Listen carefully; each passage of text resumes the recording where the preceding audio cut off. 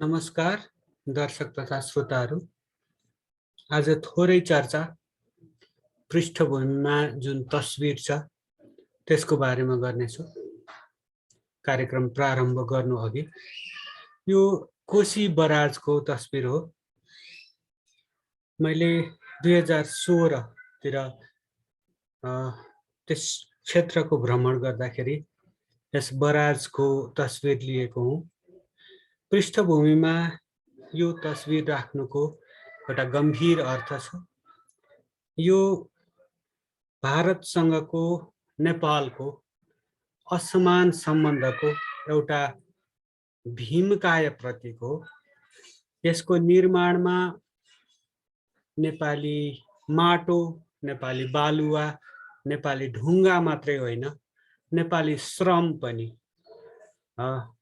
नेपालीहरू जुन भारतमा कार्यरत थिए, सेनामा, भारतीय सेनामा कार्यरत, भूपू कुनै बेला कार्यरत, त्यतिखेर भूतपूर्व भइसकेका गोर्खा सैनिकहरूको पसिना समेत बगेको छ। नेपाली भूमि डुबेको छ यसमा। नेपाली माटो, नेपाली ढुङ्गा, नेपाली बालुवा प्रयोग भएको छ यसमा प्रशस्त मात्रामा।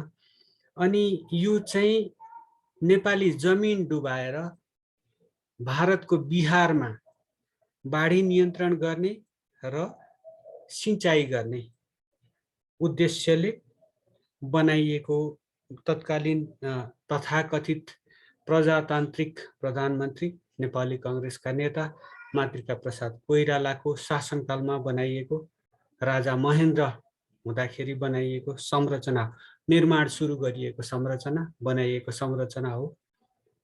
त्यसले हामीलाई घाटा बाहेक केही पनि भएको छैन। भारतलाई चाहिँ बाढी नियन्त्रण भएको छ, सिंचाइको सुविधा पुगेको छ, हाम्रो जमिन डुबेको छ। यो संरचना अघि नै भने नेपाल भारत सम्बन्धको जुन असमान प्रकृतिको सम्बन्धको एउटा प्रतीकको रूपमा रहेको छ। कार्यक्रम सुरु गर्ने अनुमति चाहन्छु यससँगै। आज म नेपाल र नेपालीलाई सधैँ दुखी रहने अनि कहिल्यै निको नहुने जस्तो लाग्ने एउटा घाउको चर्चा गर्नेछु। प्रथमतः निश्चित प्रकृतिका केही घटनाहरू पुनः स्मरण गरौँ। जेठ 11 2067 धनपाल थान गाउँपालिका वडा नम्बर 2 मोरङका 55 वर्षीय नेपाली नागरिक वासुदेव शाहलाई भारतीय सीमा सशस्त्र बल एसएसबी भन्छौँ नि, एसएसबी का निरीक्षक हितेन्द्र सिंहले 10 गजामा गोली हानी मारेको दिन हो त्यो। खानेतेल व्यवसायी र सिंह बीचको, एसएसबी का निरीक्षक सिंह बीचको झगडा भइरहेको बेला छुट्याउन गएका थिए वासुदेव शाह। त्यसै बेला हितेन्द्र सिंहले गोली हान्दा उनलाई बायाँ छाती मुनि लाग्यो। उपचारको क्रममा उनको अर्थात् वासुदेव शाहको कोशी अञ्चल अस्पतालमा मृत्यु भयो। त्यतिखेर राष्ट्रिय मानवाधिकार आयोगको छानबिनले पनि भारतीय सुरक्षाकर्मी सिंहले नेपाली नागरिकको हत्या गरेको निष्कर्ष निकालेको थियो। यस्तै अर्को घटना मङ्सिर 9 2072 मा भएको थियो। एसएसबी भारतीय सीमा सशस्त्र बल एसएसबीले बिहान 6 बजे नेपालको हरिपुर सुनसरी जिल्लामा प्रवेश गरी गोली चलाउँदा 4 नेपाली नागरिक घाइते भए। उहाँहरू हुनुहुन्थ्यो हरिपुर 7 का अशोक यादव, मनोज यादव, सरोज यादव र नरेश यादव। यसै गरी मङ्सिर 13 2072 मा एसएसबी का 13 हतियारधारी जवान अर्को देशको सिमानामा सीमा पार गरेर अर्को देशको भूभागमा हतियार सहित त्यसरी आउन पाइँदैन। तर एसएसबी का 13 हतियारधारी जवानलाई त्यो नियम लागू भएन। उनीहरू झापा जिल्लाको केचनामा प्रवेश गरे हतियार सहित। स्थानीयले घेरा हालिसकेपछि नेपाल प्रहरीले उनीहरूलाई नियन्त्रणमा लियो। तर 7 घण्टापछि नेपाली पक्षले बिना कुनै कारबाही, बिना कुनै नसिहत ती जवानलाई भारतीय पक्षलाई बुझाइदियो। 2 दिन अघि सोही क्षेत्रमा सुपारी तस्करलाई लखेट्ने नाममा एसएसबीले दर्जनौं राउन्ड हवाई फायर गरेको थियो। यसैगरी वैशाख 12, 2073 डोटी र अछामको सिमाना चौखुट्टेमा 5 भारतीय सुरक्षाकर्मी हतियार सहित समातिएका थिए। त्यतिखेर पनि नेपाली पक्षले बिना कुनै कारबाही ती सुरक्षाकर्मीलाई छाडिदिएको थियो। त्यसैगरी फागुन 27, 2073 भारतीय सीमा सुरक्षा बल एसएसबी नेपालको कञ्चनपुरमा प्रवेश गर्यो अनि भारतीय ज्यादती विरुद्ध प्रदर्शन गरिरहेका नेपालीहरूलाई लक्षित गरी गोली चलायो। त्यसरी गोली चलाउँदा पुनर्वास कञ्चनपुरका 30 वर्षीय गोविन्द गौतम मारिए। नेपाली भूमिमा कञ्चनपुर नगरपालिकाले कल्भर्ट बनाएकोमा भारतीय पक्षले विरोध जनाइरहेको थियो। भारतीय पक्षले आफूहरूको असहमति हुँदाहुँदै कल्भर्ट नबनाउन नेपाली पक्षलाई धम्की दिइरहेको थियो। स्मरणीय के छ भन्दाखेरि नेपाली पक्षले नेपाली भूमिमा कल्भर्ट बनाइराखेको थियो। भारतीय भूमिलाई असर पर्ने गरेर बनाइराखेको थिएन, आफ्नो भूमिमा बनाइराखेको थियो। भारतीय पक्षले बेला बेलामा ठाउँ ठाउँमा नेपाललाई असर पर्ने गरी नेपालकै सिमाना मिचेर पनि त्यस्ता किसिमका संरचनाहरू बनाउने गरेको छ ठाउँ ठाउँमा। उसले विरोधको सुनवाई केही पनि हुँदैन नेपाली पक्षले विरोध गर्दा पनि। तर नेपाली पक्षले आफ्नै भूमिमा कल्भर्ट बनाउँदा पनि भारतीय पक्षले पटक पटक अवरोध सिर्जना गर्ने गरेको छ। सडक बनाउँदा, कल्भर्ट बनाउँदा त्यस्तो गर्ने गरेको छ। उसले चाहिँ बनाइहाल्छ, बल प्रयोग गरेर पनि बनाउँछ, शक्ति देखाएर, शक्तिको दम्भ प्रदर्शन गरेर पनि बनाउने गरेको छ। यही घटनाको एक दिन अघि एसएसबी को टोली नेपाल प्रवेश गरी कुटपिट गर्दा पत्रकार हेमन्त न्यौपाने सहित केही स्थानीय व्यक्ति घाइते भएका थिए। ज्यादतीको विरोधमा कल्भर्ट निर्माण स्थलमा भेला भएर विरोध प्रदर्शन गर्दै गर्दा भारतीय र नेपाली नागरिकहरूबीच 10 गजामा ढुङ्गा हानाहान भयो। त्यसबेला नेपालीले भारतीयलाई लखेटे। तर मामला यतिमै सकिएन। एकैछिनमा एसएसबी को फौज नेपाल प्रवेश गरी गोली चलाउँदा गोविन्द गौतम गम्भीर घाइते भए। अत्यधिक रक्तस्रावका कारण उपचार नपाउँदै गौतमको मृत्यु भयो। अनि भारतीयको कुटाईबाट त्यसै घटनामा प्रहरी निरीक्षक राम खत्री घाइते भए। स्थानीय व्यक्ति सुरेश थापाको टाउकोमा चोट लाग्यो। अब उक्त घटनापछि नेपालतर्फ भागदौड मच्चियो। त्यही मौका छोपेर भारतीय पक्षले स्थानीय राम गुरुङको पसल तोडफोड र लुटपाट गरेको थियो। पसलमा रहेका सरसामान, खसी बाख्रा र मोटरसाइकल समेत भारतीय पक्षले लुटेको आरोप लागेको थियो त्यति बेला। त्यसैगरी साउन 2073 तिलाठी कोइलाडी गाउँपालिका सप्तरीमा भारतले 10 गजा मिचेर बाँध बनायो। नेपाली पक्षले पटक पटक उक्त बाँध नबनाउन आग्रह गर्दा नेपाली भूभाग डुबानमा पर्ने भएकोले त्यस्तो आग्रह गरिएको थियो। त्यसो गर्दा पनि भारतले बेवास्ता गरेपछि नेपाली र भारतीय नागरिक बीच झडप भयो। उक्त घटनामा सप्तरी जिल्ला विकास समितिका पूर्व सदस्य देवनारायण यादव घाइते भएका थिए। यसै गरी भारतले अन्तर्राष्ट्रिय अभ्यासहरूको उल्लङ्घन गर्दै नेपालको निरन्तर विरोधका बावजुद नदीहरूको प्राकृतिक बहाव रोकिने गरी बाँकेमा लक्ष्मणपुर र कलकलवा,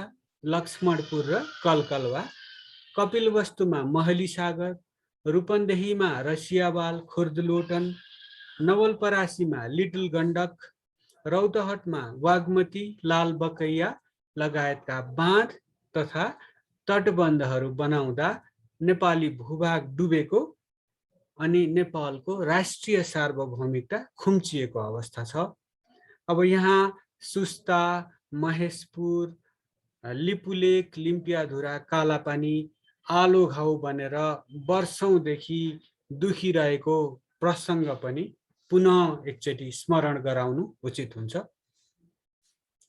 यसैगरी जेठ 78 2074 मा भारतीय सुरक्षाकर्मीद्वारा सिलगढी नगरपालिका, लडागडा, दिपायलसम्मै पुगेर मध्यरातमा आफ्नै घरमा सुतिरहेका नेपाली नागरिक लाल बहादुर आउजी कुटिए। आउजी चोरीमा संलग्न भएको भारतीय सुरक्षाकर्मीको आरोप थियो। आउजीलाई हातखुट्टा बाँधेर भारत लैजान लाग्दा स्थानीय नागरिकहरूले होहल्ला गरेपछि जिल्ला प्रहरी कार्यालय डोटीले घटनामा संलग्न 3 भारतीय सुरक्षाकर्मीलाई नियन्त्रणमा लिएको थियो त्यतिखेर। तर नेपाली पक्षले घटनामा संलग्न ती भारतीय सुरक्षाकर्मीलाई बिना कुनै कारबाही छाडेको थियो। त्यसैगरी साउन 5 2076 मा एसएसबीले पशुपतिनगर इलामबाट 4 माइल हुँदै भारतीय बजार जाने बाटोमा नाली खनेर नेपाली भूमिमा नाली खनेर नेपालीलाई हिँडडुल गर्न रोक लगाएको थियो। नेपालीले विरोध गरे अनि उक्त नाली पुरियो।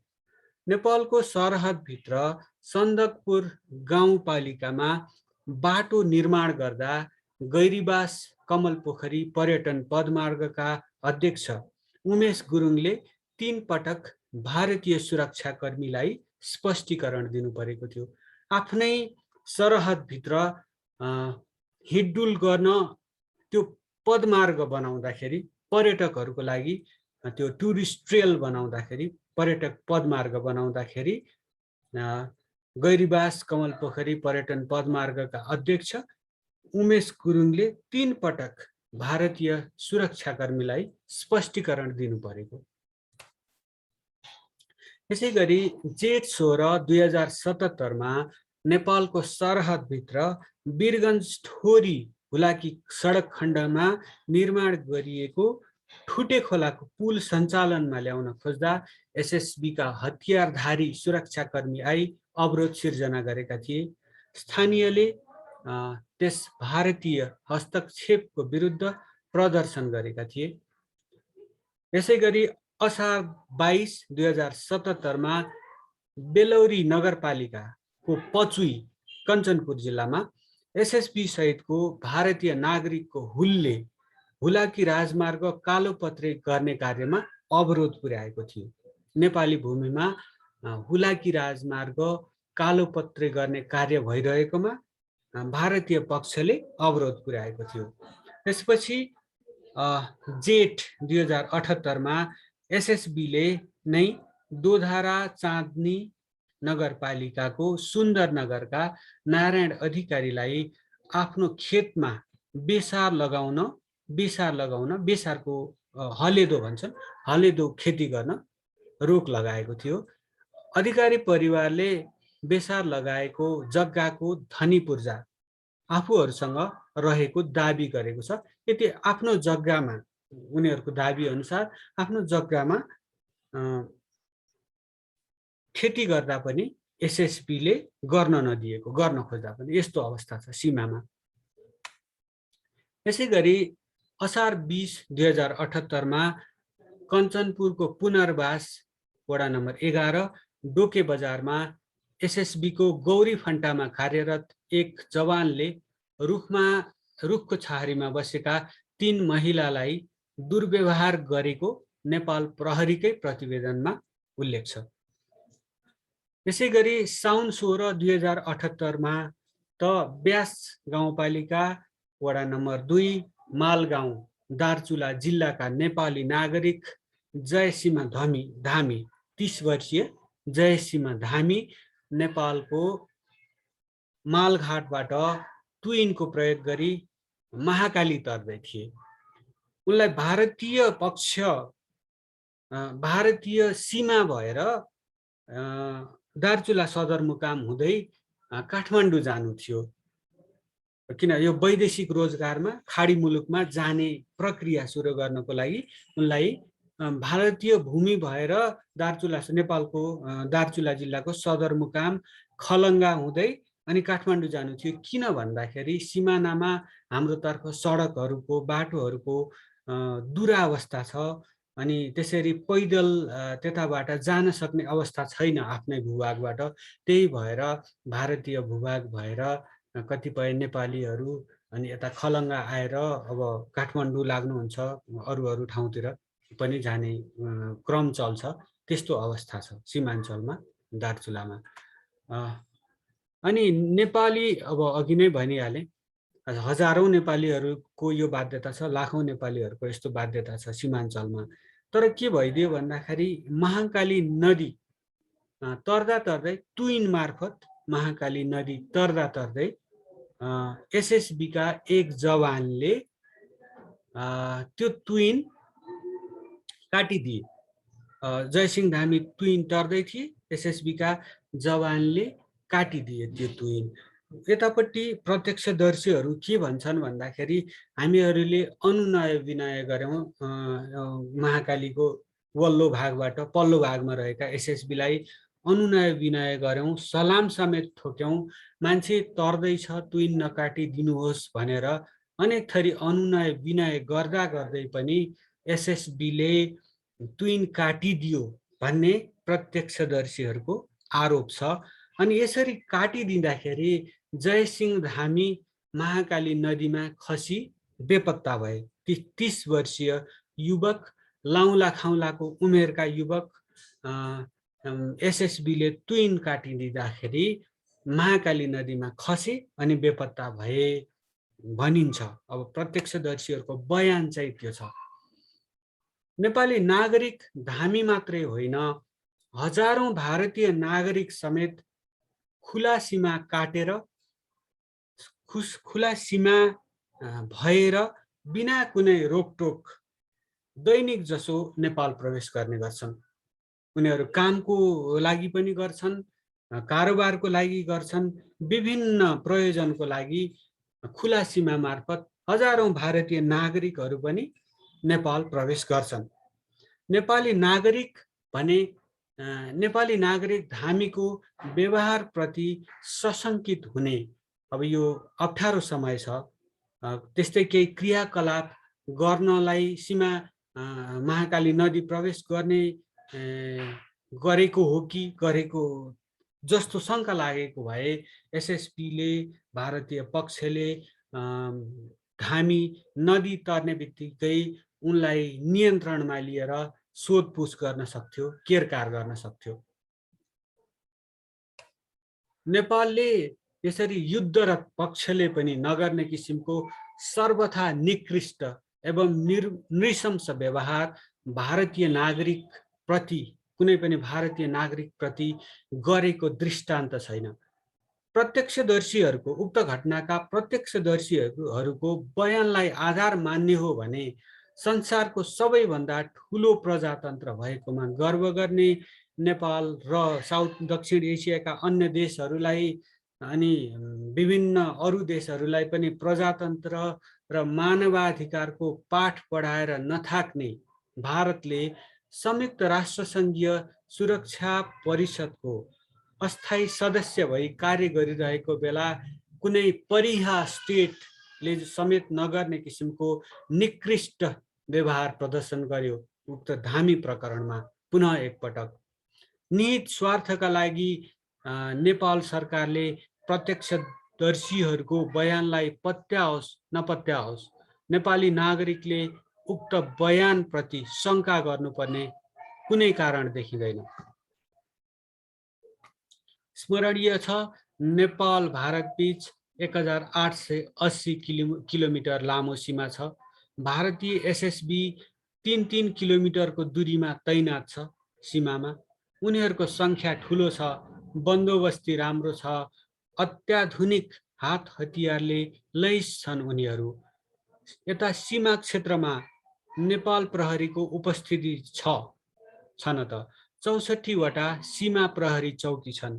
त्यति लामो सीमा क्षेत्रमा सीमा सुरक्षाको मुख्य जिम्मेवारी वहन गरिरहेको सशस्त्र प्रहरी बलका बोर्डर आउटपोस्टहरू 7 देखि 10 किलोमिटरको दूरीमा छन् नेपाल भारत सीमामा। बेला बेलामा सीमामा खटिएका नेपाली सुरक्षाकर्मीहरूलाई ओत लाग्ने ठाउँ समेत नभएको जस्ता दुःख लाग्ने, हृदय कुँडिने किसिमका समाचारहरू आइरहन्छन्। भारत ठुलो देश छ, उसको संस्थागत क्षमता, मिलिटरी माइट धेरै छ। उसको 15,106 किलोमिटर लामो स्थल सिमाना र 7,516 किलोमिटर लामो कोस्ट लाइन छ। त्यो सिमाना, त्यो स्थल सिमाना र त्यो कोस्ट लाइन मार्फत विभिन्न देशहरूसँग भारत जोडिएको छ। तीमध्ये पाकिस्तान र बङ्गलादेश त भारत टुक्रिएरै निर्माण भएको थाहै छ हामीहरूलाई। हाम्रा कतिपय नेताहरू आफ्नो व्यक्तिगत स्वार्थको रोटी सेक्नका लागि नेपाल भारत सम्बन्धलाई रोटी बेटीको सम्बन्ध, विशेष सम्बन्ध, विशिष्ट सम्बन्ध आदि आदि फुर्को लगाएर थाक्दैनन्। नेपाल भारत सम्बन्ध भन्दा पनि उदाहरणीय सम्बन्ध त भारतको पाकिस्तान र बङ्गलादेशसँग हुनुपर्ने होइन र? अझ भारत र चीन त जवाहरलाल नेहरू, तत्कालीन प्रधानमन्त्री जवाहरलाल नेहरूको शब्दमा भाइ भाइ पो हुन् त। वास्तवमा हाम्रा लागि भारत त त्यस साम्राज्यको उत्तराधिकारी हो जसले नेपाल अङ्ग्रेज युद्धका क्रममा युद्धका सबै नियमहरू उल्लङ्घन गरी अन्यायपूर्ण तरिकाले ठुलो भूभाग कब्जा गरी विशाल नेपाललाई अङ्गभङ्ग बनाएको थियो। तर यहाँ इतिहासले लगाएका घाउहरू धेरै नकोट्याउँ। नेपाल भारतको जस्तै सम्बन्ध संयुक्त राज्य र संयुक्त राज्य अमेरिका र क्यानाडा बीच पनि होला, संयुक्त राज्य अमेरिका र मेक्सिको बीच, अनि संयुक्त राज्य अमेरिका र क्युबा बीच पनि होला नि, होइन? जिज्ञासा उठ्नु स्वाभाविकै हो। आखिर यी देशहरू पनि एक अर्काका छिमेकी नै हुन्, होइन र?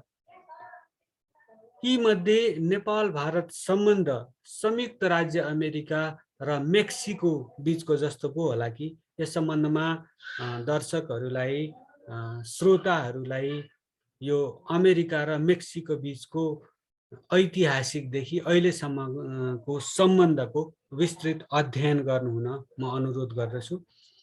भारतको तुलनामा हाम्रा सुरक्षा संयन्त्रहरू कमजोर हुनु कुनै आश्चर्यको कुरा होइन। एउटा सानो देश छ, संस्थागत क्षमता धेरै कम भएको देश छ, अर्थतन्त्र पनि कमजोर छ, राजनीतिक अस्थिरताले गाँजेको देश छ।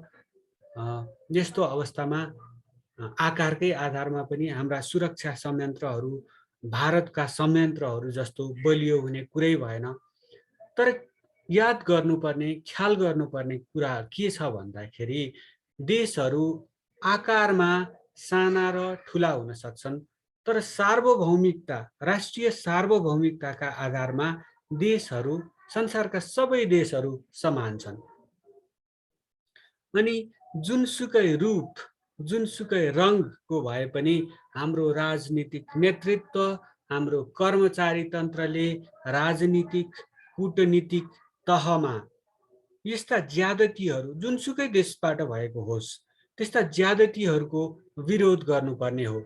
देशका रक्षा सुरक्षा तथा जासुसी संयन्त्रहरूले निदाएका वा निदाएको बहाना गरिरहेका राज्यका यी सर्वोच्च निकायहरूलाई जगाउनु पर्ने हो, तर त्यस्तो भएको देखिँदैन। यस्तो लाग्छ सबैलाई खाइपाइ आएकोमा कटौती हुन्छ कि भन्ने डर छ, तथाकथित प्रभुको कोप भाजनमा परिन्छ कि भन्ने डर छ। एकचोटि सत्ताच्युत भइसकेपछि पुनः सत्तामा पुग्न नपाइएला कि भन्ने डर छ। स्वास्थ्योपचारदेखि छोराछोरी, नाति नातिना, पनातिनाको शिक्षा दीक्षासम्म प्रभुकै भर छ उहाँहरूलाई। यस्तो अवस्थामा यस्तो नेतृत्वले व्यक्तिगत, पारिवारिक तथा बढीमा गुटगत स्वार्थ बाहेक केही हेर्ने छैन। राष्ट्रिय स्वार्थ त उसको लागि धेरै परको कुरा भयो। त्यसो भए यस्तो अवस्थामा, यस्तो निराशाजनक अवस्थामा आम नागरिकले के गर्ने त? व्यक्तिगत, गुटगत राजनीतिक नेतृत्वको भर पर्न छोडेर अब नेपालको राष्ट्रिय स्वार्थ र सार्वभौमिकता प्रति संवेदनशील राजनीतिक पात्रहरूको खोजी तथा समर्थनमा लाग्ने बेला भएको हो कि? विद्यमान राजनीतिक प्रणालीले यस्तै पङ्गुहरू, यस्तै बुख्याचाहरू र यस्तै दास नेतृत्व मात्रै जन्माउने हुँदा यस प्रणाली तथा यसलाई चलाइरहेका पङ्गुहरू र बुख्याचाहरूको विस्थापन गर्नतर्फ पो लाग्ने हो कि? प्रश्न खडा भएको छ। यस सम्बन्धमा यस प्रश्नको उत्तर खोज्न, समाधान खोज्न, समस्याको समाधान खोज्न ढिलो नगरौँ, किनभने हाम्रा पुर्खाहरूले रगत, पसिना र आँसु बगाई अनि खाई नखाई निर्माण गरेको यस देशको छिमेकमा रहेका स्वतन्त्र राज्यहरूको अस्तित्व ज्यादै छोटो समयावधिमा नाना थरी दुरभिसन्धि मार्फत, म्यानुफ्याक्चर्ड कन्सेन्ट मार्फत नामेट पारिएको इतिहास दृष्टान्त छ हाम्रा सामु। यतिखेर मैले भर्खरै यहाँहरू समक्ष विभिन्न यो पत्र पत्रिकाहरूमा, अनलाइन मिडियामा प्रकाशित समाचारहरूको आधारमा एउटा सामग्री प्रस्तुत गरेँ। यस प्रस्तुतिप्रति यहाँहरूको धारणा के छ? यसलाई सेयर गर्न, प्रतिक्रिया दिन अनि सब्सक्राइब गर्न नबिर्सनुहोला। यहाँहरूको साथ सहयोग आगामी दिनमा पनि रहनेछ भन्ने आशा एवं विश्वास गर्दै आजको मेरो प्रस्तुति यही टुङ्ग्याउने अनुमति चाहन्छु। कार्यक्रम सुनिदिनु भएकोमा, हेरिदिनु भएकोमा धेरै धेरै धन्यवाद।